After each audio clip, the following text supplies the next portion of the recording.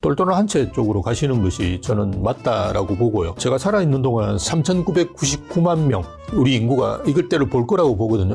무조건 도심으로 들어가셔야 됩니다.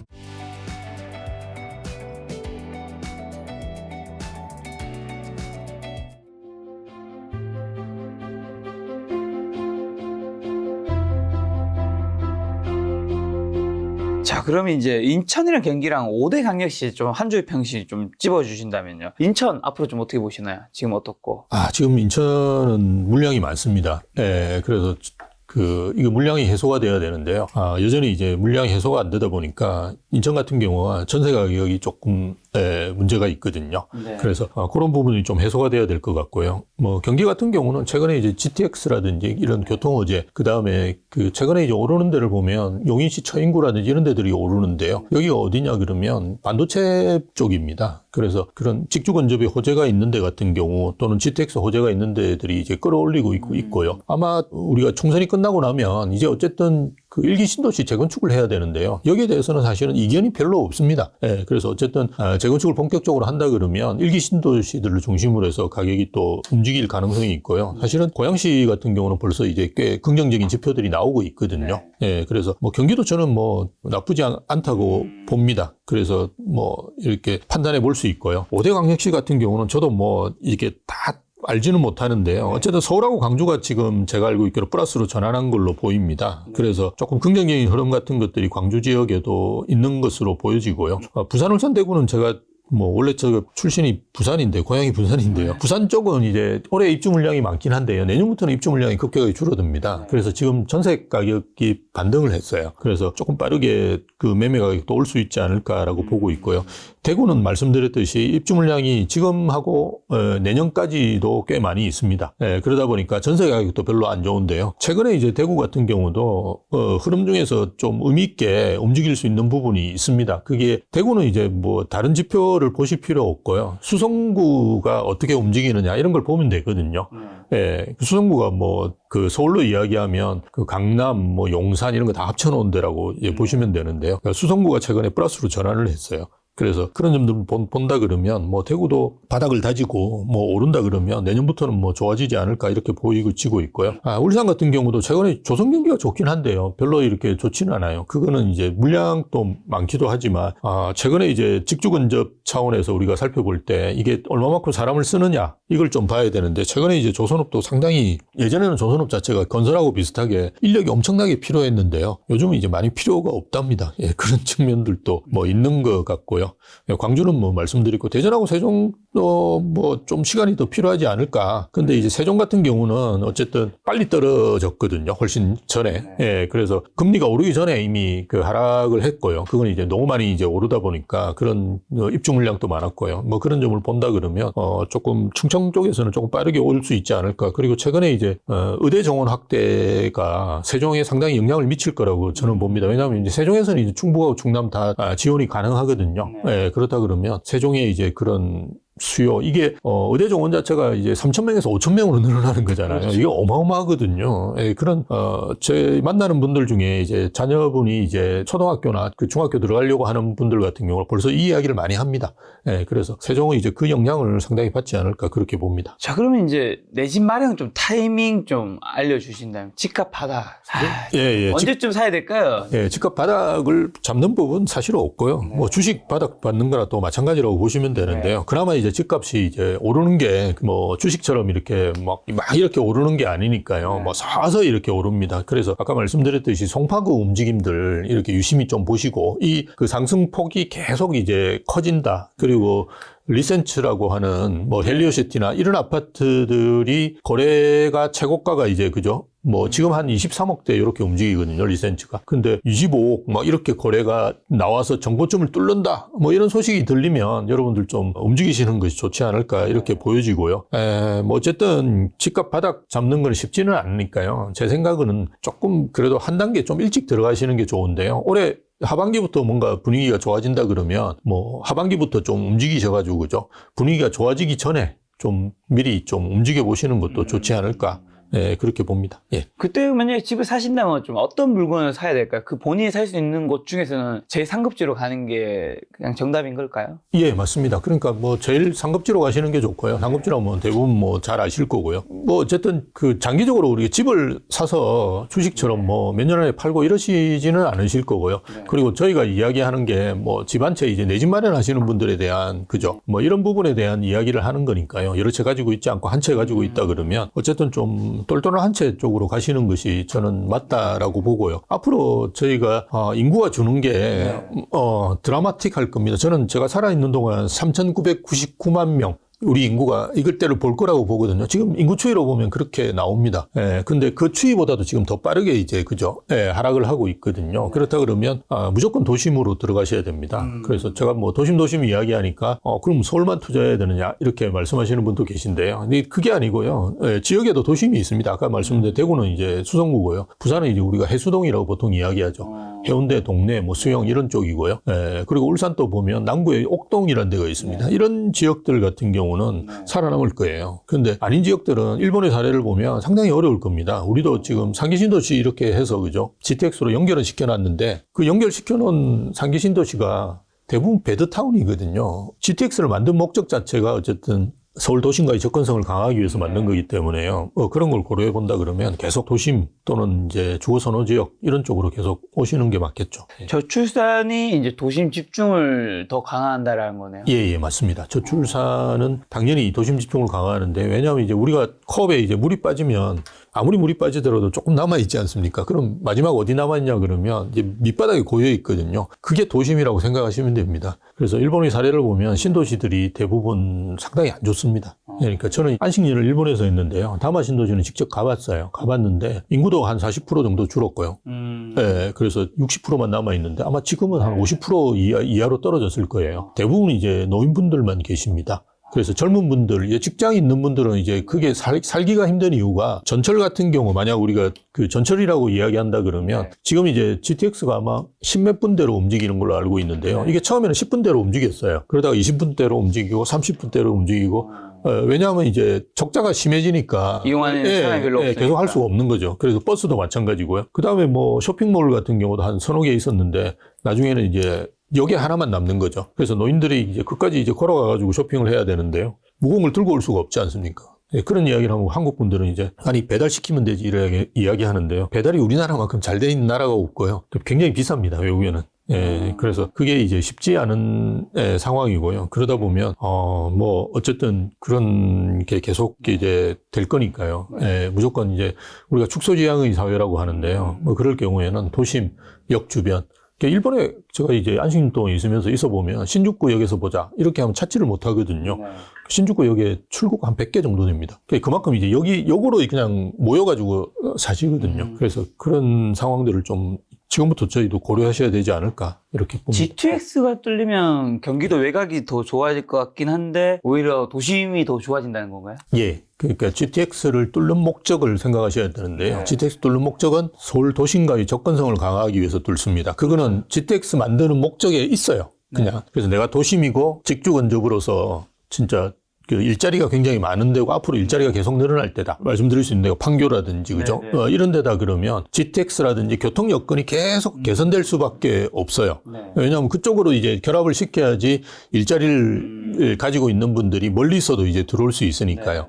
예, 그리고 고려해 보신다 그러면 뭐 삼성역이라든지 이런 데들은 주변이 엄청나게 이제 파급 효과가 클 거예요. 예, 근데 이렇게 파주에 있는 운정역이라고 우리가 가정을 한다 그러면 역 주변만 좋겠죠. 그게 이제 이렇게 퍼져가지고 운정 전체적으로 그러기는 쉽지 않겠죠. 예, 그거는 상식적으로 우리가 생각해 보면 쉽지 않은 상황이고요. 그래서 그 GTX가 이제 DEF까지 이제 놓는다고 하는데요. DEF는 제가 살아생전에 볼지는 잘 모르겠는데요. 어쨌든 그 우리가 ABC를만 이제 고려해 본다 그러면 그 ABC역이 만나는 결절점이 있습니다. 우리가 교통 허브라고 그러는데요. 삼성역이 일단 만나고요. 그 다음에 청량리, 서울역 이렇게 세 군데가 만나거든요. 예, 그래서 그런 이렇게 교통의 결전점 같은 데는 조금 더 관심 있게 보시는 것이 좋을 것 같아요. 예. 교수님 출간 책에서 베이브 붐 세대가 투자 목적과 교육 환경 때문에 주택을 구입했는데 MZ세대의 목적은 좀 다르다고요? MZ세대는 아무래도 네. 그거보다는 조금 뭐 직장과의 접근성이라든지 네. 우리가 저녁이 있는 삶이라든지 예, 이런 걸 조금 더 생각하시는 것 같아요. 근데 MZ세대들도 기본적으로는 이제 그 좋은 주택을 살기를 원하시고요. 그렇죠.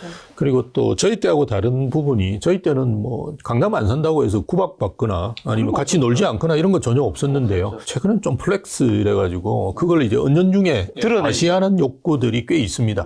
예, 그렇다 그러면 사실은 뭐 저희 이게 투자 목적이나 교육 환경이라는 게 다 사실은 주거 선호지역이거든요. 그러니까 사실은 그런 것도 좀 고려해 보셔야 되는데요. 어쨌든 조금 달라진 변수는 있는 그런 것 같아요. 직장과의 접근성인데요. 저희 때는 이제 직장에 가까운 데 안 살았거든요. 직장에 가까운 데 살면 야근시키고 맞아요. 저희는 토요일에 일을 했기 때문에 토요일도 집에 안 보내주고 막 그랬거든요. 바로 앞에 있으니까 부르고. 예, 맞습니다. 제가 이제 여의도에 집이 있을 때 마포에 살았는데요. 아주 힘들었어요. 그래서 저 일산으로 도망갔는데요. 지금은 그렇게 할 수도 없습니다. 52시간 룰이 있기 때문에 그렇게 했다가는 그 고용주가 그냥 소송당해가지고 재판 가야 되거든요. 그래서 그렇게 할 수가 없기 때문에 지금은 또 두 분이 버시잖아요. 예전에 저희 때는 호기 있게 집사람 이제 결혼하면서 야, 뭐 그 얼마 번다고 체압부라 뭐 이렇게 이야기도 하고 그랬는데요. 지금 그랬다가 큰일 납니다. 저도 평생 집사람 직장 계속 다니고 있는 게 정말 제가 선택 중에 제일 잘한 선택인데요.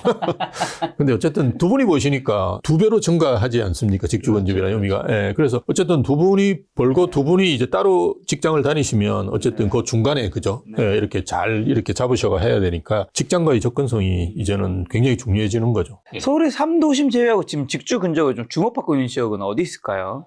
서울의 이제 3도심이 그 여의도, 광화문, 그다음에 강남 이렇게 생각하시면 되죠. 네. 예, 여기가 왜 이제 3도심으로 우리가 계속 이야기되고 있느냐 그러면 일자리가 많은 데입니다. 예, 그래서 사실은 일자리가 많은 지역들이 중요하다라고 이제 볼 수 있는데요. 또 하나는 이제 우리가 7광역 중심이라고 있어요. 여기가 이제 잠실, 용산, 마곡, 상암, 그리고 청량리도 들어가는 걸로 알고 있고요. 가산 디지털 단지 같은 데도 들어가는 데도 알고 있어요. 네, 그래서 이런 그 데들도 마찬가지로 들어보시면 알겠지만 대부분 이제 또 직주 근접에 가까운 지역들입니다. 그래서 앞으로 이제 일자리가 많이 늘어나는 데를 서울 도시기본계획에서도 광역 중심이라고 만들어 가지고 이제 관리를 하거든요. 근데 유심히 보셔야 될 게 우리가 이제 마곡이나 상암이나 이런 데 상암은 이제 우리가 그 방송이라든지 그죠? 네. 예, 이런 쪽이고요. 마곡은 이제 IT 또 바이오도 있고요. 용산이나 잠실은 뭐 이야기할 필요가 없을 정도로 일자리가 많은 데인데요. 그리고 그걸 제외하고 나면 우리가 그 가산 디지털 단지도 일자리가 되게 많습니다. 예, 거기 이제 출퇴근 시간에 가보시면 가산 디지털 단지역이 예전에 여기가 가리봉역이었거든요. 원래부터 그 복잡한 지역이었습니다. 근데 이제 7호선이 들어오면서 이제 가산 디지털 단지역으로 바뀌었는데요. 여기가 엄청나게 이제 그 출퇴근하는 인력들이 많아요. 주변에 이제 구로 디지털 단지하고 가산 디지털 단지 이게 1단지, 2단지, 3단지 이렇게 해서 근무하시는 분들이 되게 많거든요. 그런데 우리가 직주 근접으로서 그 주변에 있는 아파트 가격이 많이 오르거나 아니면 주거 선호지역으로서 이제 주목받거나 이러지는 않거든요. 이게 미래의 고급 일자리라고 그냥 딱 생각하셔야 됩니다. 그래서 판교 제가 말씀드렸는데요. 뭐 동탄, 네. 반도체, 판교는 뭐 IT라든지 게임 이런 쪽이잖아요. 그래서 미래의 고급 뭐 이게 따지고 보면 이제 양지의 일자리 그냥 일자리가 아닌 고급 일자리가 맞습니다. 예. 중요하다는 거네요. 예, 맞습니다. 그래서 그런 미래의 고급 일자리를 판단하시고 찾아다니셔야 되는데요. 네. 뭐 송도 이런 데도 바이오 산업의 집적지로서 이제 의미가 있는 데들이죠. 그런데 그렇더라도 뭔가 더 지을 수 없는데 그러니까 그 공급이 한정이 될 수 있는데 뭐 서울이 이제 우리가 이야기할 때 대표적인 거고요. 우리가 송도는 좀 다르게 보셔야 될 게 송도를 제가 이제 나쁘게 본다는 건 아니고요. 송도는 최근에 이제 5동까지 있습니다. 법정동에 보면. 근데 그게 이제 행정동이죠. 행정동이 5동까지 있는데 6동이 새로 생길 거예요. 왜 생기느냐 그러면 계속 매립하고 있거든요. 여기는 아직도 이제 아마 11공군가요. 그게 계속 매립하고 있습니다. 그래서 계속 매립하고 있고요. 바로 이쪽입니까? 옆쪽입니까? 보시면 영종도라고 있거든요. 예, 이런 데들도 계속 이제 매립을 하다 보니까 인구는 늘어나긴 하는데 계속 그 아파트가 그게보다도 더 빨리 늘어나고 있거든요. 그래서 이렇게 좀 제한적인 데를 더 이상 지을 수 없는데 이런 데들을 좀 더 고민하시는 게 좋지 않을까 싶습니다. 예. 1주택자 분들은 지금 좀 어떻게 해야 될까요? 1주택자 분들은 뭐 그냥 지금 사시는 데가 좋고 네. 편하시다 그러면 계속 뭐 거주하시면 좋은데요. 네. 앞으로 이제 우리가 신축 아파트에 대한 수요는 굉장히 늘어날 거예요. 늘어나겠죠. 예. 그리고 예전에 이제 구축과 신축의 차이는 지역 아니고는 없었었어요. 네. 커뮤니티- 요즘에는 네. 커뮤니티가 맞습니다. 요즘 젊은이 반풀에면 온벨리 예, 예. 놀러 갔다 왔거든요. 거기는 2024년에 살고 있더라고요. 맞습니다. 저 여기 딱 돌아오니까 예. 갑자기 왜 이렇게 뭐가 낡고 이렇게 뭐지 이상한데. 아닙니다. 김 작가 우리 TV 하시는데도 되게 좋습니다. 제가 오늘 와보고 깜짝 놀랐는데. 네. 예. 근데 어쨌든 저도 이제 원베일리 입주할 때 거기 네. 갔었어요. 그래서 네. 저희는 이제 뭐 촬영 유튜브 같은 것도 촬영하고 이래가지고 거기 갔었는데요. 정말 커뮤니티 시설은 호텔이에요. 수영장, 카페, 뭐 헬스장. 맞습니다. 야, 가보고, 야, 정말 살고 싶다는 생각이 너무 들더라고요. 근데 원벨리아 근데 그런 것들은 좋고 조경 다 좋고 한데 그 실제 집은 좀 작다는 얘기가 있더라고요. 그게 이제 뭐 서비스 면적이라든 이런 게, 네. 예, 저 수도권에 비해서, 경기권에 비해서 조금 이제 서울이 조금 피해를 보는 부분이 좀 있다고 합니다. 네. 근데 어쨌든 커뮤니티 시설이 너무 좋습니다. 너무 그래서 좋더라고요. 예전에 이제 집은 정말 압구정도 현대 아파트 가봐도요. 똑같아요. 뭐 시골에 있는 아파트나. 아, 그렇죠. 아무 차이 없어요. 물론 이제 뭐 튼튼하게 지었다고는 할 수는 있는데, 아니, 시골에도 튼튼하게 지은 아파트 많거든요. 근데 지금은 완전히 커뮤니티 시설만 보더라도 이건 새 아파트에 살아야 된다는 생각을 맞아요. 가질 수밖에 없어요. 현혹되더라고요. 예. 그래서 지금 아파트가 뭐 이렇게 조금 낡아간다 그러면 조금 옮기는 걸 생각해 보시는 것도 좋고요. 그럼 이제 어디로 옮기셔야 되느냐? 아무래도 이제 상급지로 가시는 게 좋죠. 상급지로 무조건. 가야 그래서 주거선호 지역으로 이렇게 가시는 게 좋은데요. 지금 현재 상급지로 가는 게 좀 긍정적이다라고 말씀드릴 수 있는 게 지금은 예, 전반적으로 보면 전체적으로 다 가격이 한 뭐 20, 30% 이렇게 금리 때문에 떨어졌거든요. 이게 지방에도 그렇고요. 강남에도 그랬었어요. 그래서 사실은 상급지로 이동할 때 내가 20억짜리 집에서 30억짜리 집으로 간다 그러면 20% 떨어졌다 그러면 20억짜리는 4억 떨어진 거고요. 30억짜리는 6억 떨어진 거거든요. 그렇죠. 그래서 상급지로 이동하는 게 훨씬 더 이렇게 금액적으로 보면 낫습니다. 그리고 앞으로 이제 상급지는 거의 정해져 있고, 그죠? 그리고 여기 이제 공급하려면 서울은 기존 집을 부셔야 되는데, 여러분 가만히 생각해 보시면 강남이 재건축을 많이 하죠. 그러니까 개포주공 이런 데들도 보면 뭐 다 강남이지 않습니까? 그죠? 왜 강남이 많이 할까요? 살고 싶은 사람이 많으니까. 그렇죠. 그리고 사업성이 나오니까. 다른 데는 재건축 이제 하기 되게 힘들어요.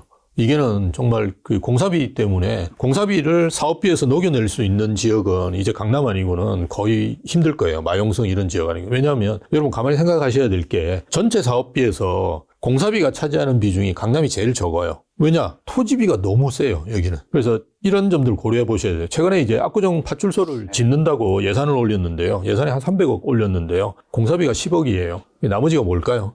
네, 토지비입니다. 290억이 토지비예요. 그러니까 그만큼 토지비가 많기 때문에 공사비 차지하는 포션이 적어요. 뭐 정말 강남 같은 경우는 제가 볼 때 10%, 20%밖에 안 차지할 거예요. 그러면 공사비가 올라도 전체 사업비에서 차지하는 비중은 적죠. 근데 지방 같은 경우는 일리가 가만히 생각해 있네요. 보세요. 예, 지방 같은 경우는 공사비가 너무 공사비가 부담돼요. 80% 이렇게 돼요. 그러면 공사비 10% 오르면 그냥 사업비가 전체가 10% 오르는 거예요. 네. 이거는 이제 시행사 입장에서는 견디기가 힘든 상황으로 가거든요. 그래서 강남이 앞으로 뭐 물론 이제 강남의 공사비는 일반 다른 공사비에 비해서 높습니다. 그죠? 당연히. 다른 데서는 뭐 6, 700 한다 그러면 강남은 이제 1,000만 원 달라고 할 거예요. 조금 저희가 나눴던 그런 커뮤니티 시설 같은 것도 잘 지어야 되고요. 그죠? 어쨌든 자재도 좋은 걸 써야 되고 아니면 이제 뭐 말이 많거든요. 이분들은. 그래서 그런 걸 좋게 할 수밖에 없는 상황이긴 하지만 네. 그렇더라도 어쨌든 강남이 재건축이나 재개발 자체가 쉬울 거예요. 앞으로 이제 그런 이제 주거선호지역으로 가셔야 되는 이유가 그런 요인들도 굉장히 있습니다. 물론 이제 우리가 건축비가 이제 계속 오르면 계속 오를 수는 없겠죠. 상한이 있고 왜냐하면 사람들이 집을 사야 되는데 그 가격을 넘어서는 그렇죠. 건축비가 있을 수는 없는데요. 그렇지만 공사비를 이제 건설회사에서 아마 흡수할 거예요. 그래서 우리나라에는 공정 자체가 대부분 현장에서 하거든요. 그래서 외국은 공장에서 만들어 놓은 공정들이 많습니다. 그래서 와서 이제 조립만 하는 형태, 그 조립식 주택이 아니더라도 상당 부분은 공장에서 만들어 옵니다. 그래서 아마 그런 방향으로 바뀌면서 이 공사비들을 뭔가 흡수하려고 하는 노력들을 하겠지만 그게 단기간에 안 될 거예요. 그렇죠. 단기간에 안 된다는 말은 뭐냐? 안 짓는다는 말이에요. 그 건설회사들이. 손해보면서 지을 수는 없잖아요. 근데 말씀드렸던 1,000만 원이 넘어가면 그때부터는 이제 수요자들이 사지를 않을 거예요. 이제 그런 상황이 온다 그러면 더 안 지을 거예요. 예, 그런 상황이 온다면 생각해 보시면 오히려 공급은 더 줄 수도 있고, 그죠? 아주 심각한 상황이 올 수도 있거든요. 그래서 단기적으로 본다 그러면 공사비가 올라가는 거는 어느 지역이 이제 좋아질 건지, 어느 지역만 가능한지, 예, 그리고 앞으로 공급은 어떻게 해야 되고 지금 벌써 이제 사업장 현장마다 그죠 공사가 계속 늦어지고 있거든요. 예전에는 그 3년만 하면 입주를 했어요. 근데 개포동의 주공 아파트들이 3년 돼가지고 입주한 게 거의 없어요. 예, 계속 미뤄졌어요. 왜냐하면 그 3년 후에 되면 조합원 입주권을 팔 수가 있거든요. 그러다 보니까 조합원 입주권을 파는 시기가 닥쳐가지고 문재인 정부에서 이제 못 팔게 만들려고 3년을 더 만들어놨는데 지나가지고 막 팔 수 있는 시기도 오고 그랬었어요. 그래서 대부분이 이제 3년이 넘어가는 시기가 온다는 말은 이제 공사비의 영향들이 이제 현장에 상당히 미친다라는 말입니다. 예. 지금 상급지는 좀 어느 정도 정해져 있다라는 멘트를 해주셔서 그럼 10년 후 수도권에서 지금보다 좋아질 입지는 좀 어디라 보시고 10년 후에도 강남은 영원할까요? 이제 뭐 제 살아있는 동안 아마 강남이지 않을까 생각하는데요. 왜냐하면 거기 사는 분들이 어떠냐가 되게 중요합니다. 지금 왜 그 서울 외곽에 가격이 많이 떨어지고 또는 강남이 먼저 반등하는지 이런 걸 좀 생각해 보시면 아마 조금 여유 있는 분들이 사시잖아요. 강남에는. 그러면 이 가격을 내놓을 때도 뭐 그렇게 급매를 안 내놓으시고 급하지가 않죠. 예, 제가 이제 만나본 분들 마찬가지예요. 뭐 지금 이게 이런 가격이면 6개월 내로 팔리기 쉽지 않으신데요. 그럼 뭐 6개월 후에 팔죠. 이렇게 그냥 이야기하시거든요. 이제 급박한 게 별로 없어요. 근데 외곽분들은 사실은 좀 제가 제 손으로 말씀드리면 그렇지는 않거든요. 좀 팔 때는 정말 팔아야 되는 상황이 닥칠 수도 있고. 그래서 어떤 분이 사시는지 이런 게 이제 되게 중요합니다. 그래서 그리고 이제 그 어쨌든 뭐 신도시가 생기든 아니면 재건축이 되면서 이제 물갈이들이 상당히 많이 되거든요. 그래서 젊은 분들도 많이 들어오고 이러는데요. 어쨌든 이제 강남은 제가 볼 때는 계속 되지 않을까. 그게 뭐 급격하게 또, 30년 동안 강남이었는데, 뭐, 10년 만에 그게 바뀐다. 이런 거는 생각하기는 쉽지는 않고요. 예, 그렇다 그러면, 그다음부터 우리가 인구 축소로 가지 않습니까? 그러면 남아있는 지역들이 강남밖에 없을 거고요. 또 하나는 이제, 강남의 접근, 뭐 또 강남 이야기해서 죄송한데요. 강남과의 이제 접근성, 시간적인 접근성이 좋은, 이를테면 뭐, GTX라든지, 아니면, 신분당선이 저는 이제 되게 매력적인 그 노선이라고 생각하는데요. 그게 이제 나중에 용산까지 가죠. 예, 그래서 신분당선 주변에 있는 뭐 이런 역에 있는 아파트들 이런 데들은 강남과의 접근성이 굉장히 좋거든요. 예, 타면 30분 내로 뭐 동탄 같은 경우도 20분 내로 지금은 이제 수서까지만 들어가는데요. 나중에는 삼성역까지 들어가죠. 예, 이런 지역들 같은 경우는 지금 현재하고 많이 다릅니다. 동탄에 대해서 이제 좀 부정적으로 보시는 분들이 되게 많아요. 물론 뭐 그게 이제 지금 40평대가 22억의 가격을 하느냐 이거는 이제 논란은 있습니다. 분명히 그죠. 예, 저도 뭐 항상 집값이 높다고 생각하듯이 와 높네 이렇게 생각은 하는데요. 근데 지금 동탄을 보시면 안 되고요. 예, 동탄이 이제 다 마지막까지 그죠. 완결이 되는 시점을 보셔야 되는데 아까 말씀드린 GTX도 다 완성이 되고요. 광역 비즈니스 컴플렉스라고 있어요. 예, 동탄역 주변에 지금 만들고 있습니다. 그런 그 직주 근접의 입지로서 이제 동탄이 앞으로 어떻게 바뀔까? 여기는 이제 문화 디자인 밸리 같은 것도 들어오거든요. 그래서 예전 동탄하고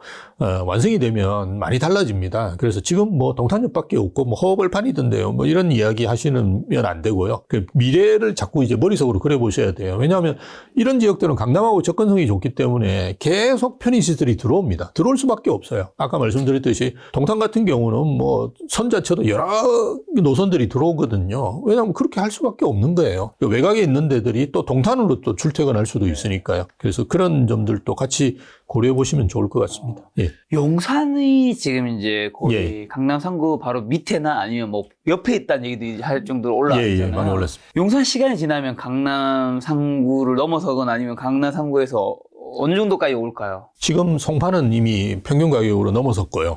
예, 넘어섰습니다. 넘어선 지가 꽤 됐습니다. 예, 그래서 용산에도 지금 뭐, 평당 한 1억씩 하는 아파트들, 이천동에 가보면 꽤 있습니다. 지금은 이제 조정을 받아가지고, 뭐, 7, 8천대로 좀 조정을 받고 있는데요. 뭐, 예전에 한창 이제 그 강남 오를 때 같이 올라서 한 1억 정도 된 아파트들이 꽤 있습니다. 그래서 용산은 뭐, 저는 이제 시간이 지나면 어쨌든 강남 수준, 지금 뭐, 말씀드렸듯이 강남 3구 수준으로 가고 있는 거거든요. 예, 송파보다도 이제 평균 매매 가격은 올랐으니까요. 예, 그렇지만 이제 더 좋아질 가능성이 크다라고 보는 게 어쨌든 여기 이제 엄청난 개발 사업이 일어납니다. 뭐 잘 아시다시피 국제 업무지구인데요. 여기가 가보신 분은 아시겠지만 공터가 이렇게 한 바퀴 이렇게 돌려면 힘들 정도입니다. 어마어마한 면적의 지금 도심이 개발되고 있습니다. 제가 알고 있기로는 한 15만 평 정도 되는 걸로 알고 있는데요. 도심에 우리가 10,000평도 굉장히 큰 면적이거든요. 근데 이 어마어마한 면적을 지금 국제 업무지구로 개발하고 있지 않습니까? 여기 원래 정비창 기지입니다. 그래서 최근에 이제 그 철도 정비창 기지인데요. 최근에 이제 서울시에서도 뭐 강북권 대개조하겠다. 라고 이제 오세훈 시장께서 그저 말씀하셨는데, 그 대개조하려고 하는 지역들이 다 뭡니까? 정비창 기지예요. 네, 차량 기지 있는 데들이거든요. 그래서 마찬가지로 여기도 뭐 어마어마한 차량 기지가 있는데요. 이게 이제 상상하기 힘든 정도로 개발이 됩니다. 물론 이제 개발할 때 좀 고려해야 될 요소들이 많은데요. 용적률을 1700%로 해서 하는데요. 용적률을 1700%로 해서 여기다 다 집어넣으면 어느 정도 그 건물을 집어넣을 수 있느냐 그러면 테헤란로, 우리가 강남역에서 삼성역까지 테헤란로에 있는 앞에 있는 빌딩들이 있거든요. 저는 이제 본사가 이제 강남이니까 쫙 있습니다. 그걸 다 집어넣을 수 있는 수준이라고 생각하시면 돼요. 네, 그게 이제 용적률 1700%를 부여하는 겁니다. 그러니까 어마무시한 수준의 개발이 되는데요. 물론 이제 고려해야 될 요소는 많죠. 여기에 뭐 우리가 그림만 잘 그려가지고 되는 건 아니고요. 기업이 들어와야 됩니다. 무조건. 예, 기업이 들어와야 됩니다. 근데 용산국제업무지구에는 뭐 삼성전자가 들어오는 건 안 되고요. 제가 판단할 때, 아니 뭐 들어오시면 좋긴 한데 뭐가 들어와야 됩니까? 아마존이 들어와야 돼요. 그래서 뭐 아니면 페이스북 뭐 이런 메타, 예, 그런 우리가 들어봤던 그런 정말 그 빅데이터를 하는 IT 업체들이 본사가 들어오긴 힘들겠죠. 아태본부 같은 게 그죠. 하나 탁 들어와야 됩니다. 그래야지 이게 우리가 이제 그런 걸 키테넌트라고 하거든요. 키테넌트가 들어와야지 이게 뭔가 그게 이루어지지. 그걸 안 하고 그냥 뭐 변죽만 올리고 뭐 그냥 땅만 팔아먹고 이렇게 하면 이거는 필히 망합니다. 그래서 국제업무지구는 정말 우리가 한 번도 개발해보지 못한 그 방식의 개발 방식을 가져야 되고요. 그러기 위해서는 정말 지금부터 기업들을 접촉하셔야 돼요. 우리가 보통 무슨 그 가덕도 신공항, 뭐 제주 2공항 뭐 이렇게 만든다고 할 때 제일 먼저 우리가 부동산에서는 해야 되는 게 뭐냐 그러면 항공사를 만나가지고 여기에 출항할 거냐 이걸 물어봐야 되잖아요. 그걸 우리가 사업성 분석, 뭐 수요 분석이라고 이야기하는데요. 그걸 먼저 하고 그 수요가 어느 정도 되는지에 맞춰가지고 규모로서 개발을 해야 되거든요. 근데 우리는 기업에 안 물어봐요, 처음에. 물어보지 않고 만들어요, 일단. 그래서 무안이라는 데 가보면 고추 말리고 있거든요. 네, 공항에. 그래서 그런 사태가 벌어질 수가 있다는 거예요. 예, 분양을 하면 뭐 기업에서 사겠죠. 개발하려고 하는 사람들 입장에서는 평당 뭐 몇 억씩이라도 사가지고 개발하려고 할 건데요. 과연 그렇게 해서 성공할 수 있느냐? 이거는 이제 또 다른 문제이기 때문에 저는 용산이 강남을 넘어설 수 있기 위해서는 유수의 기업, 해외 기업, 글로벌 기업들이 들어와야 된다. 그렇게 지금부터 움직여야 된다. 이렇게 봅니다. 그리고 원래 강남 상구, 그 다음에 마용성이라는 단어가 있는데, 그 용산이 마용성에서 이제 대장 역할을 하는데, 성동구 거기 성수동이 있잖아요. 성수동이 있습니다. 네. 거기에 또 삼표 레미콘 이제 공장이 떠나면 더 좋아지는 건가요? 예. 더 좋아지죠. 여기 뭐 일단 예전에 혐오 시설이었는데요. 이미 떠났죠. 떠났고 지금 이제 제가 알고 있기로는 설계 작업 이제 아마 공모 들어갈 겁니다. 그래서 장기적으로는 글로벌 업무지구로 개발한다라는 게 기본 생각인데요. 뭐 지금 현재는 이제 문화여가 공간으로 해서 뭐 시민들한테 한 2년 동안인가 개방하는 걸로 알고 있는데요. 여기 뭐 공연장도 하고 잔디광장 주차장 이런 걸로 지금은 이제 뭐 뭘 지으면 안 되는 상황이니까요. 뭐 그렇게 해서 이제 활용한다고 하는데요. 이 면적 자체도 적지 않습니다. 제가 알고 상당히 큰 면적이거든요. 그래서 여기에 이제 그런 시설들이 들어오고 장기적으로 이제 그런 직주 근접의 어느 의미가 있는 뭐 바로 옆에 잘 아시다시피 서울숲이 있지 않습니까? 너무 좋죠. 서울숲은 정말 좋습니다. 이게 숲이거든요. 그러니까요. 저는 이제 마곡에 사는데 마곡도 보면 서울식물원이라고 있어요. 근데 우리나라 공원들은 대부분 인공적으로 만드는 공원이지 않습니까? 그래서 대부분 어떻게 만드느냐 그러면 그 나무는 거의 심지를 않고요. 그 호수 하나 파놓고 그걸 공원이라고 그래요. 근데 외국분들이 오셔가지고 저한테도 그런 이야기 해요. 아니, 여기 공원이라고 하는데 왜 나무가 없냐라는 이야기를 하시거든요. 그나마 이제 제가 광교 호수공원 가니까 그게 이제 예전에 원천저수지인가? 원래 이제 있던 데를 그냥 좀 만든 데 같은 경우는 숲도 굉장히 우거져 있는데요. 이게 서울숲이 옆에 있기 때문에 여기는 너무 좋습니다. 그래서 뭐 당연히 그리고 이제 그 성수동 같은 경우는 그 우리가 직주 근접으로서의 의미도 있거든요. 여기 이제 기업들도 많이 들어오고 있고요. 그리고 뭐 루이비통입니까? 이런 매장도 제가 최근에 생겨가지고 그리고 젊은 분들이 여기는 또 힙하다고 해서 많이 오셔가지고 이렇게 사진도 찍으시는 걸로 알고 있기 때문에 뭐 장기적으로 더 좋아지겠죠. 예.